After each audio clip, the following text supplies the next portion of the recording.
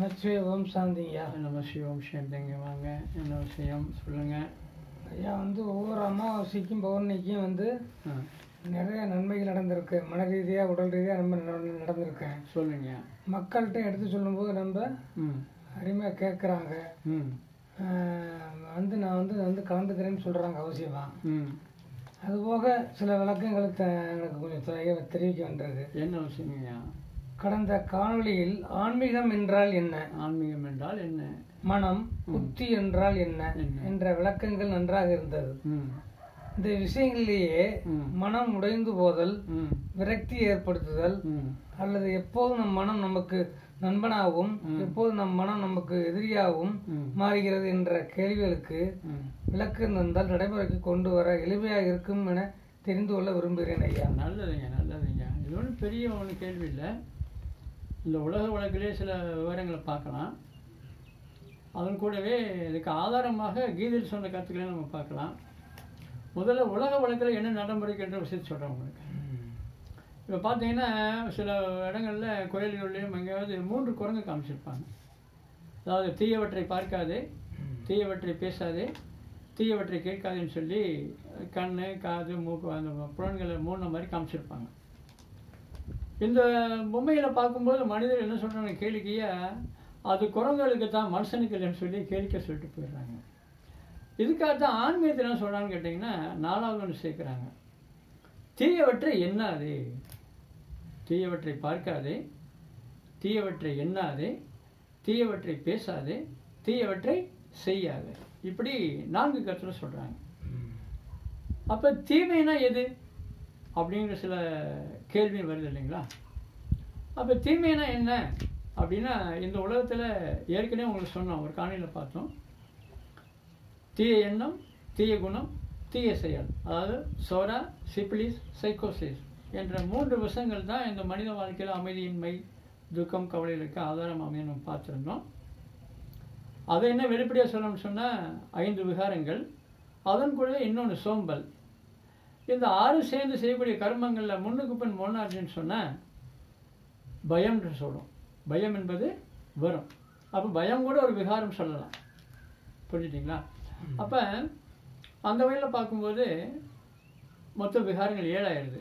இந்த 7 விகாரங்களுக்கு அடிமையாகி ஒரு ஆத்மா தன்னுடைய கர்மங்களை செய்யுமானால் நிச்சயமாக தனக்கும் துக்கம், தன்னை சார்ந்தவர்களும் துக்கம் போய் சேருது. அப்போ இவைகள் தான் தீமை, துக்கம் தரக்கூடிய செயல்கள் எல்லாமே தீமைன்னு சொல்லி நம்ம கணக்கிடுறோம் இல்லைங்களா? அப்போ இவைகள் நான் எப்படி விடுபடுவது, மேன்மையான காரியங்களை எப்படி செய்வது அப்படிங்கிற ஆதாரம் என்னன்னீங்களா?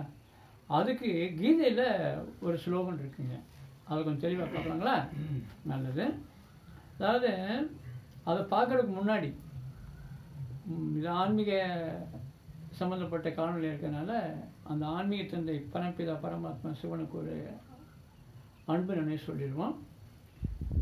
மண்ணுலகும் விண்ணுலகும் கடந்து இருப்பதால் கடவுள் என்று அழைக்கப்படும் பரம பூஜ்ய பரமாத்மா சிவபிதாவின் அன்பு நினைவுகளுடன் மனிதன் தன் மனிதனாலேயே தன்னை உயர்த்தி கொள்ள வேண்டும், இழிவுபடுத்திக் கொள்ளக்கூடாது.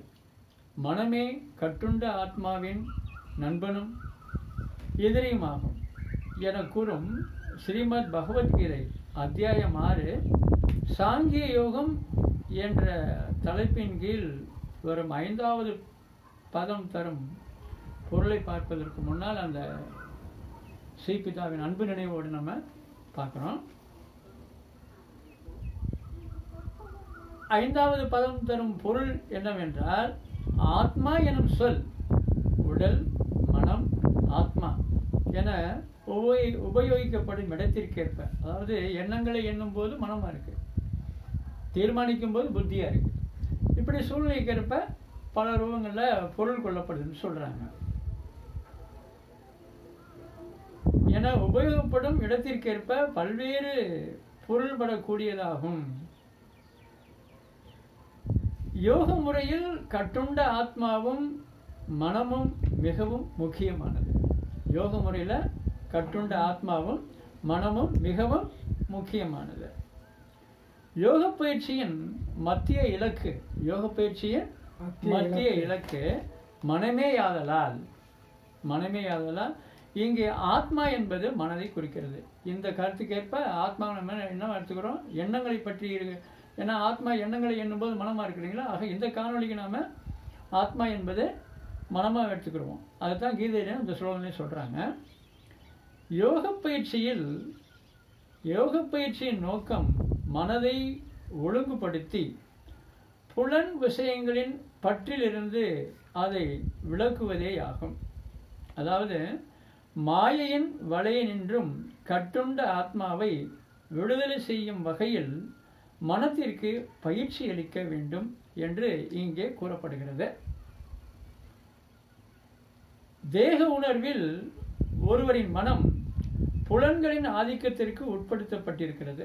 எப்போ நாம் இந்த உடல் அப்படிப்பட்டவன் இப்படிப்பட்டவன் சரி உலகிலான கர்வம் இந்த மாதிரி சமயம் இருக்கும்போது மொத்தத்தில் தேக உணர்வு இருக்கும்போது ஒருடைய மனம் எப்படின்னு பார்த்தீங்கன்னா புலன்களின் ஆதிக்கத்திற்கு உட்படுத்தப்பட்டிருக்கிறது. உண்மையில் தூய ஆத்மாவானது இயற்கையை ஆள்வதற்கு என்னும் மனதின் ஆணவத்தினாலேயே இவ்வுலகில் சிக்கியுள்ளது. ஆக இந்த உலகத்தில் ஆன்மா இந்த இயற்கையை அனுபவிக்கிறதுக்காக அது கொண்ட தன்மீது கொண்ட ஆணவம் இருக்குங்களா, இதுதான் இந்த உலக வாழ்க்கையில விகாரங்கள்லாம் சிக்கிக்கொள்ள வைக்கிறதுக்கு ஆதாரம் இருக்குன்னு சொல்லப்படுது இந்த கீதையில. எனவே ஜட இயற்கையின் பளபளப்பினால் கவரப்படாதவாறு மனதை பயிற்சி செய்து கட்டுண்ட ஆத்மாவை காப்பாற்ற முயல வேண்டும். புலன் விஷயங்களின் கவர்ச்சியினால் ஆத்மா இழிவடையக்கூடாது. புலன் விஷயங்களில் எவ்வளவுக்கு எவ்வளவு பற்றுள்ளதோ அவ்வளவுக்கு அவ்வளவு தேக உணர்வின் சிக்கலில் ஆத்மா சிறைப்படுகிறது. எனவே இறை உணர்வில் மனதை ஈடுபடுத்துவதே கட்டுண்ட ஆத்மா விடுபடுவதற்கு சிறந்த வழியாகும். கூடவே மனமே மனிதன் சிறைப்படவும் விடுபடவும் காரணம். மனமே மனிதன் சிறைப்படவும் விடுபடவும் காரணம். புலன் விஷயங்களில் ஆழ்ந்த மனம் தேக உணர்வில் கட்டுறுவதற்கும் புலன் விஷயங்களிலிருந்து விளக்கப்பட்ட மனம் விடுதலை பெறவும் காரணமாகிறது. இவ்வாறாக இறை உணர்வில் இடையறாது ஈடுபட்ட மனம் பரம விடுதலைக்கு காரணமாகிறது. இறை உணர்வில் ஈடுபடுத்தப்பட்ட மனம் பரம விடுதலைக்கு காரணமாகிறது என பொருள் தரும் கீதையின் ஸ்லோகனானது நமக்கு பார்த்தீங்கன்னா நீங்க சொன்ன மாதிரி மன இறுக்கம், மன வெறுப்பு, மனம் உடைந்து போதல், விகாரங்கள் மூலம் தன்னுடைய வாழ்க்கையை தானே சிறைப்படுத்திக் கொள்வது, இப்படி அல்லது கீழான கர்மங்களுக்கு வசமாகி தன்னைத்தானே இழிவுபடுத்திக் கொள்வது, அதே சமயம் மேன்மையான சிரேஷ்டமான புண்ணியமான கர்மம் செஞ்சால் ஆத்மா மேன்மை அடைவது.